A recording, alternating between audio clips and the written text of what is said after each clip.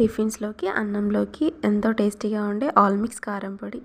ఒక 30 ఎండుమిర్చిని ఆయిల్ వేసి దోరగా వేయించి పక్కకు తీసుకోవాలి.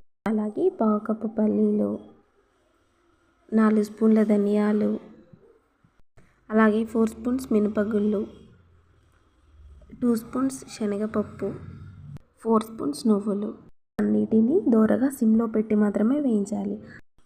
అలాగే మళ్ళీ ఆయిల్ వేసి అందులో 1 కప్ పుదీనా, 1 కప్ కరివేపాకు వేసి ఇలా ఫ్రై చేయాలి.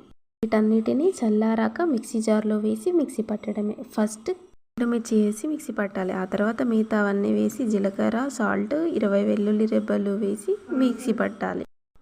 అలాగే ముందుగా వేయించుకున్న పుదీనా అండ్ కరివేపాకు కూడా వేసి ఇలా మిక్సీ పట్టి వీటన్నిటిని కలిసేలా కలుపుకోవాలి. ఈ మొత్తాన్ని మరొకసారి మిక్సీ పట్టాలి. అంతే అండి, పూర్తిగా కలిసిపోతుంది. ఎన్ని డేస్ అయినా నిల్వ ఉంటుంది. అన్నిటిలోకి టేస్టీగా ఉంటుంది.